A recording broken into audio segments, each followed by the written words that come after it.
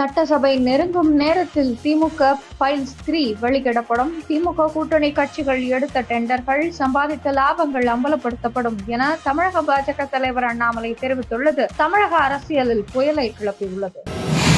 தமிழகத்திற்கும் அதானிக்கும் எந்தவித சம்பந்தமும் கிடையாது. என்னை அவர் சந்திக்கவும் இல்லை, நான் அவரை பார்க்கவும் இல்லை. இதைவிட வேறு விளக்கம் தேவையா என சட்டசபையில் கூறி அதானி விவகாரத்திற்கு முதலமைச்சர் ஸ்டாலின் முற்றுப்புள்ளி வைக்க முயற்சித்துள்ளார். உறுப்பினர்கள் கோரிக்கைகளை நிறைவேற்ற கருணையோடு அதிக நிதியை தங்கம் தென்னரசு ஒதுக்க வேண்டும் என்று அமைச்சர் துரைமுருகன் பேசியது சட்டசபையில் சிரிப்பலையை ஏற்படுத்தியது. சட்டசபையில் கேள்வி எழுப்பி பேசிய எம்எல்ஏ காமராஜ், திருவாரூர் மாவட்டத்தில் காவிரி பாசன பகுதிகளில் ஆறுகளை விட பாசன வாய்க்கால்கள் மேடாகிக் கொண்டிருக்கிறது. குறைவான தண்ணீர் வரும்போது வாய்க்கால்களில் நீர் பாய்வது கிடையாது. எனவே இந்த குறையை போக்க வாய்க்கால்கள் தூர்வாரப்பட வேண்டும். இல்லை என்றால் தேவைக்கு ஏற்ப தடுப்பணைகள் தூர்வாரப்பட வேண்டும்.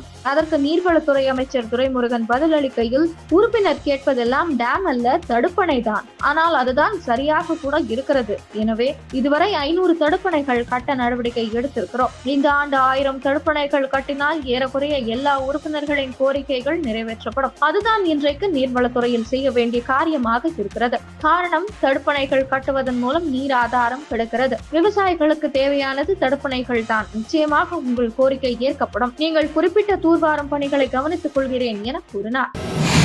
வங்கக்கடலில் நிலவும் காற்றழுத்த தாழ்வு பகுதி ஆழ்ந்த காற்றழுத்த தாழ்வு பகுதியாக உருமாறியிருக்கிறது. காற்றழுத்த தாழ்வு பகுதி தமிழகத்தை நோக்கி நகரலாம் என்றும் எதிர்பார்க்கப்படுகிறது. அடுத்த 24 மணி நேரத்தில் மேற்கு வடமேற்கு பகுதியில் தமிழகம் இலங்கை நோக்கி நகர்கிறது. அதன் காரணமாக டெல்டா மாவட்டங்களிலும் புதுச்சேரியிலும் இன்று மிக கனமழைக்கு வாய்ப்புள்ளது. கடலூர், மயிலாடுதுறை, நாகப்பட்டினம், தஞ்சாவூர், திருவாரூர், புதுக்கோட்டை ஆகிய 6 மாவட்டங்களில் ஓரிரு இடங்களில், காரைக்கால் பகுதிகளிலும் கன முதல் மிக கனமழை பெய்ய வாய்ப்புள்ளது.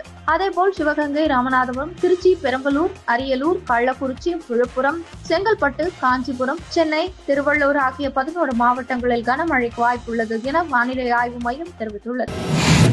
விடுதலை சிறுத்தைகள் கட்சியில் இருந்து சஸ்பெண்ட் செய்யப்பட்டுள்ள ஆதவ் அர்ஜுனா 2021 சட்டசபை தேர்தலின் போது பிரசாந்த் கிஷோரை அழைத்து வந்தது நான் தான் என்று வீடியோ வெளியிட்டுள்ளார். வாய்ஸ் ஆஃப் காமன் அமைப்பு விரைவில் ஒரு இயக்கமாக வீரநடை போட உள்ளது என்றும் அந்த வீடியோவில் தெரிவிக்கப்பட்டுள்ளது. தமிழக மின்சார வாரியத்தில் லாபத்தில் இயக்க ஊழல்கள், முறைகேடுகளை களைய வேண்டும் என தெரிவித்துள்ள பாமக தலைவர் அன்புமணி, தமிழக மின் வாரியத்துக்கு 1.62 லட்சம் கோடி ரூபாய் நஷ்டம் ஏற்பட்டுள்ளதாக கூறியுள்ளார்.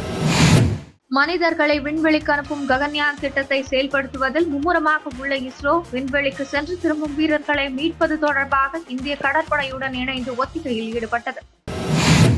மகாராஷ்டிரா தேர்தலில் மின்னணு ஓட்டு இயந்திரங்கள் தவறாக பயன்படுத்தப்பட்டதாக சரத்பவார் கூறிய குற்றச்சாட்டை தேர்தல் ஆணையம் நிராகரித்துள்ளது.